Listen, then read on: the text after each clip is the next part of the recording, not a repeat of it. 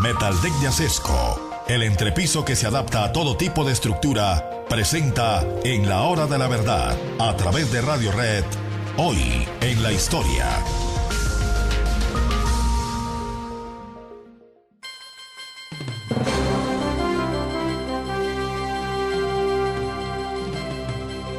Cuando España quiso elegir con quién conseguir la reconquista de estos reinos que se estaban separando o amenazaban separarse de la madre patria, buscó al mejor soldado, al más valeroso, al más capaz de entre todos ellos. Y lo buscó con mucho cuidado. Pues este, de quien vamos a hablar, había combatido en la llamada Guerra de la Independencia que libró España contra Francia, directamente como parte de movimientos guerrilleros y de movimientos de grandes tropas que terminaron por derrotar a Napoleón y por derrotar a José Bonaparte, unido también a la Gran Bretaña, que con Wellington prestó sus tropas y prestó su talento para la Guerra de la Independencia, que dejó a España en muy mala condición. Pero terminada la guerra, hacia 1814, la pregunta era: ¿y ahora qué hacemos con los reinos de América de quienes recibimos gigantescas fortunas? España tenía una dependencia económica enorme del producido de nuestras provincias. Y aquí es donde surge el candidato, un gran militar, un hombre muy duro, un hombre muy capaz de enfrentar grandes desafíos, que en la Guerra de la Independencia, por ejemplo en la Batalla de Vitoria, se había destacado porque siempre se había disputado el honor de estar en primera línea, nunca retrasarse, siempre adelante. Era Pablo Morillo, quien fue enviado con una gigantesca flota, la más grande que surcó los mares en ese momento y el más grande esfuerzo que hizo España en todas las épocas por conquistar o por mantener la conquista de estos reinos. Don Pablo Morillo llega primero a Venezuela, tiene conversaciones muy serias con los dirigentes de Venezuela, inclusive se dice que almuerza con uno de ellos, con Arismendi, hace la paz con ellos aparentemente, pero el problema no está en Venezuela. Ya no tiene que ir al sur del continente, ese es un proceso que España había omitido por el momento. Lo importante era dominar el nuevo reino de Granada y los lugares aledaños. Y entonces don Pablo Morillo zarpa de los puertos de Venezuela y viene a Cartagena. Le pone sitio a Cartagena y es el sitio memorable donde Cartagena se bate como un verdadero león para defenderse. Pero se habían cometido equivocaciones imperdonables.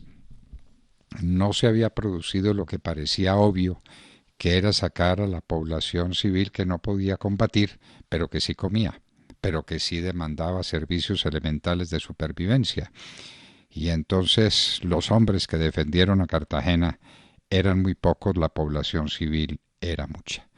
Y Cartagena finalmente cae, mucho más que por el ímpetu de quien sería desde entonces conde de Cartagena, Pablo Morillo, que por las equivocaciones estratégicas que se cometieron cuando inclusive le negaron el apoyo que merecía Simón Bolívar, que había sido destacado por Camilo Torres desde Tunja para que fuera a comandar la resistencia contra una posible invasión española.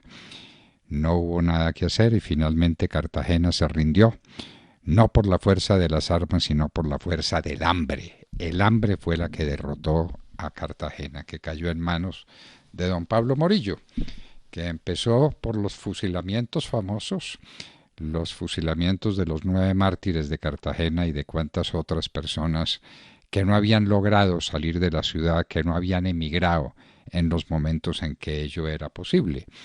Muchos de los venezolanos que estaban combatiendo en Venezuela y que vinieron a Cartagena a refugiarse, el general Sublet, por ejemplo, lograron salir a tiempo, otros no lograron salir y fueron fusilados por Pablo Morillo, que una vez dueño de Cartagena divide sus tropas en 4 columnas, marcha sobre el interior del país, llega a Bogotá, donde impone lo que llamaríamos el régimen del terror. Pablo Morillo resuelve fusilar a todo aquel contra quien tenía la sospecha de estar conspirando contra España. Y ahí mueren afrentosamente los grandes de esa primera etapa de la independencia, que no supieron defender, valga decirlo, porque se dedicaron a unos juegos políticos de una época que terminó por llamarse la patria boba. Y mueren personajes de primera línea, como el señor Carbonell, por ejemplo, como don Camilo Torres, a quien se le da un tratamiento afrentoso. Lo decapitan y su cabeza queda expuesta ante el escarnio público para que se la comieran los buitres. Muere también Francisco José de Caldas, el gran sabio. ¿Pronunció o no pronunció Pablo Morillo aquellas palabras que han recorrido los años? Cuando le hablaron de Caldas y de su prodigiosa inteligencia, de su amistad con Humboldt, con Bonpland, de la significación enorme que tenía como científico, el más grande de la Nueva Granada, Francisco José de Caldas, dicen que el conde de Cartagena, Pablo Morillo, contestó: a España no le interesan los sabios o no le importan los sabios.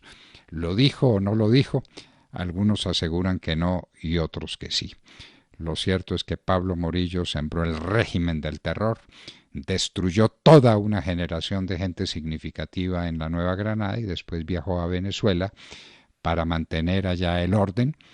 Después de la batalla de Boyacá, Bolívar fue a enfrentarse con don Pablo Morillo, se entrevistó con él antes de la batalla de Carabobo y resolvieron regularizar la guerra, porque el gran tema era la declaración de guerra a muerte que había hecho Bolívar cuando había pisado a Venezuela por primera vez en la campaña admirable de 1813 y 14.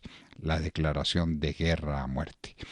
Pablo Morillo y Bolívar duermen una noche bajo el mismo techo, se saludan y llegan a acuerdos que hubieran debido ser más importantes en sus efectos de lo que fueron. Lo cierto es que se contuvo la formación de tropas por parte de los españoles y finalmente Bolívar pudo librar la batalla de Carabobo y con ello darle la independencia a Venezuela y conseguir la independencia de gran parte de la Nueva Granada antes de viajar al sur, donde en las jornadas memorables de Pichincha, de Junín y de Ayacucho terminó por darle la libertad a todo este norte del continente. Pablo Morillo, un hombre sin entrañas, un hombre valeroso como pocos lo fueron, con un gran sentido de la estrategia e implacable con los personajes importantes de la Nueva Granada.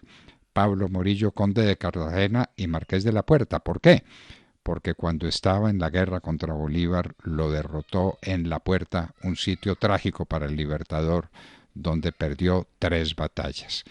Una de ellas contra Pablo Morillo, que se llamaría entonces conde de Cartagena y marqués de la Puerta. Pablo Morillo, en unos días como estos, estaba llegando a Venezuela para empezar su campaña de reconquista. Hoy en la historia, en la hora de la verdad, 9 de la mañana, 5 minutos.